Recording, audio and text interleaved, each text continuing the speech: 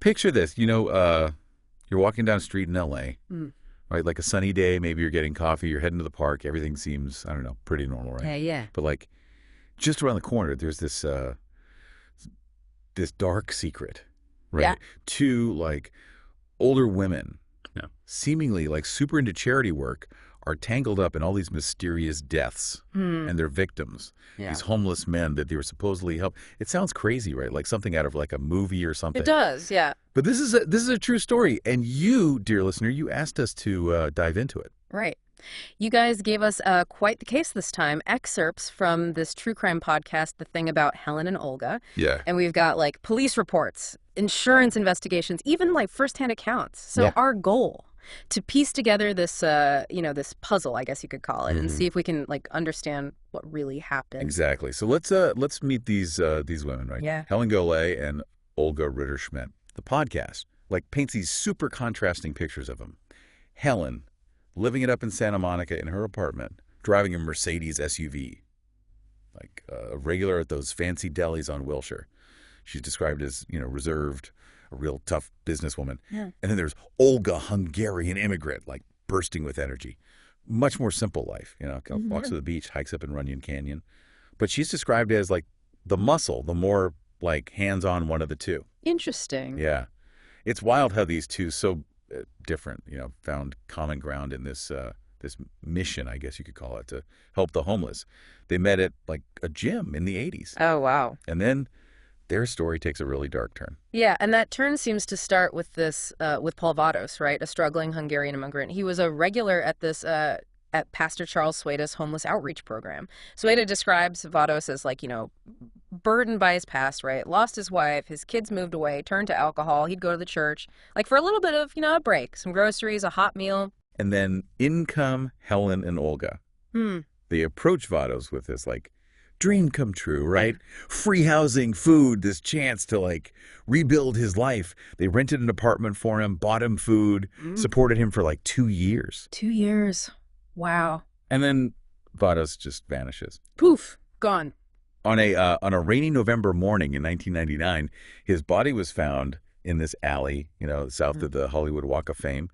Initially, the police thought it was just a hit and run. They said because of, how the alley was and there were no witnesses. It almost seems too easy. You know what I mean? Like homeless man, dark alley, hit and run, case closed. Yeah, it does seem a little too convenient. And as we dig deeper into this case, that initial police assessment is going to be seriously challenged. Now, Olga actually reported Vados missing like a couple weeks after he disappeared. Oh. She told the police, she was worried because he'd vanished without a trace. And the police, maybe a little too quickly, put two and two together and realized that the John Doe they found in that alley was actually Paul Vados.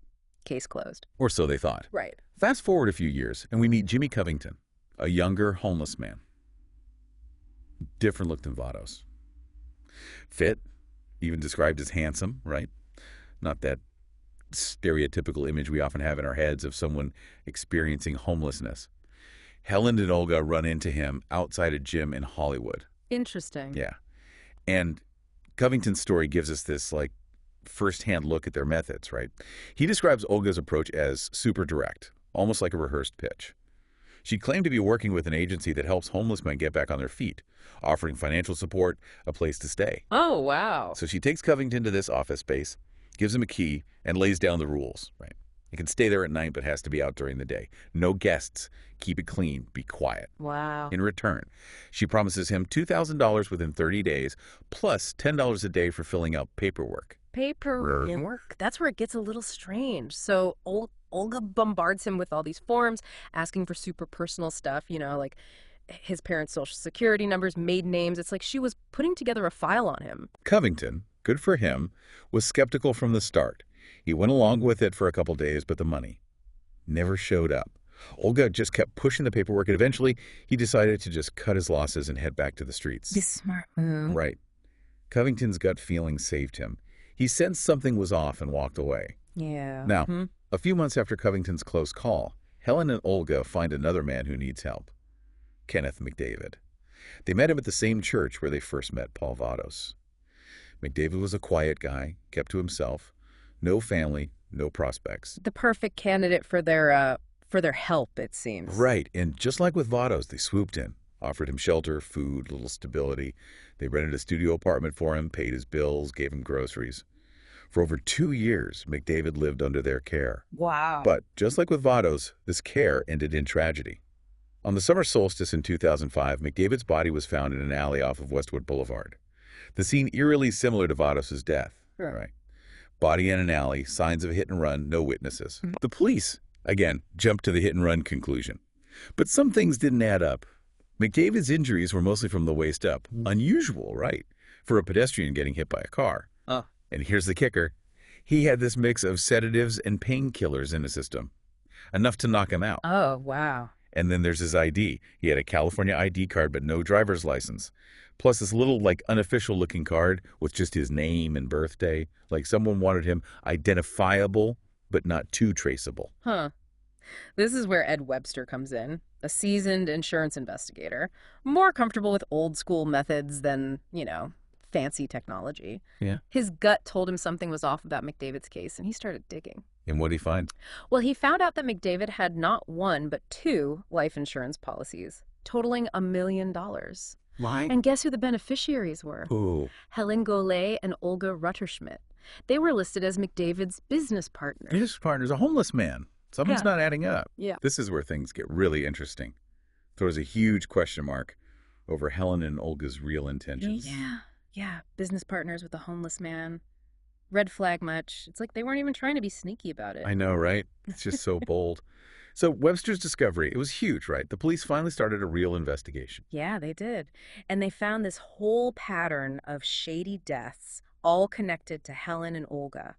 Homeless men, accidents in alleys, and those big life insurance payouts, like a blueprint they kept following. Wow.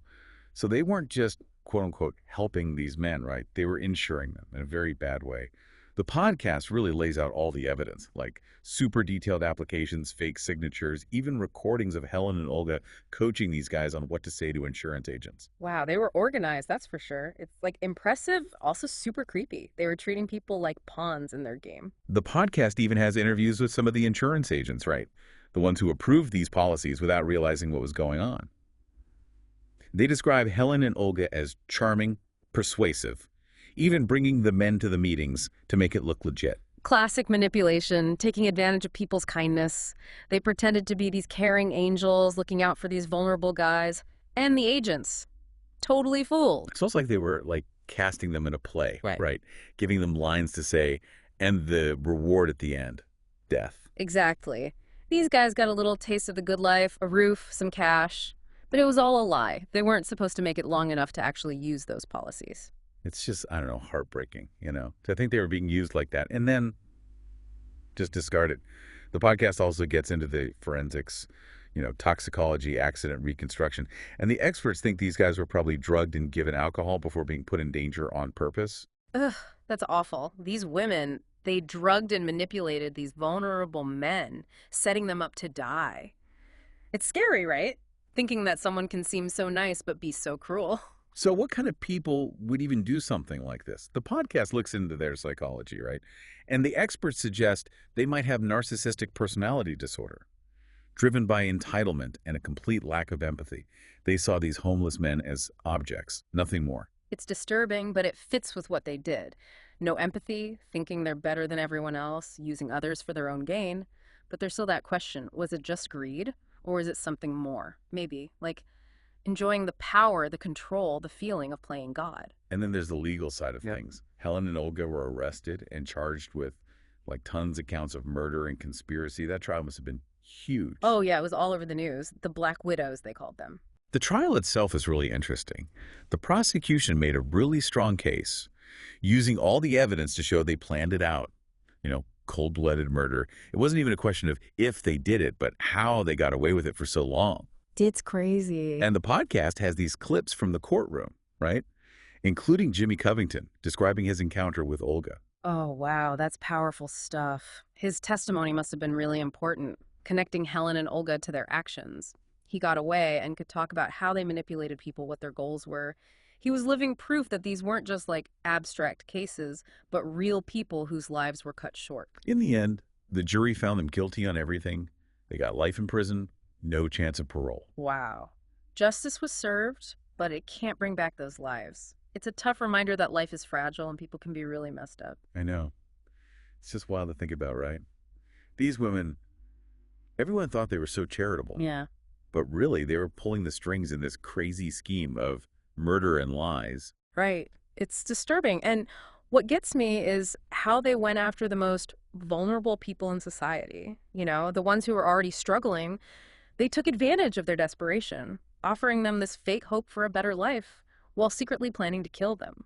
It makes you wonder, how many other cases like this are out there, Yeah. hidden right under our noses? Yeah. It's scary to think about. This case just shows how easily we can be tricked by appearances. We judge people based on age, gender, how much money they have, and those judgments, they can stop us from seeing the truth. It reminds me, we should always be a little skeptical, right? Question people's motives. Look deeper, especially when something seems too good to be true. Exactly. Don't let your guard down completely. Not everyone's out to do good. The podcast wraps up by thinking about the lives that were lost, the families they left behind. And that question still hangs in the air. What made Helen and Olga do such horrible things? I don't know. Even with all the evidence and the guilty verdict, some questions might never have answers. The human mind. Especially when it comes to really bad crimes, it can be this maze of messed up motives and desires. So what can we learn from this deep dive into Helen and Olga's story? I think it shows how important it is to think critically, to be aware of manipulation, to stand up for those who can't stand up for themselves. It also reminds us that justice, even if it takes a while, it can win in the end. This case has been a real wake-up call. It's one of those stories that sticks with you. It makes you think about good and evil, the reasons why people do things, and how important it is to be careful in a world where things aren't always what they seem. For sure. It's a tough reminder that everyone has a story. And sometimes those stories take us to some dark places. Well, listener, we've come to the end of our deep dive. We've gone through the evidence, looked at the psychology, and seen how the law played out in this chilling case.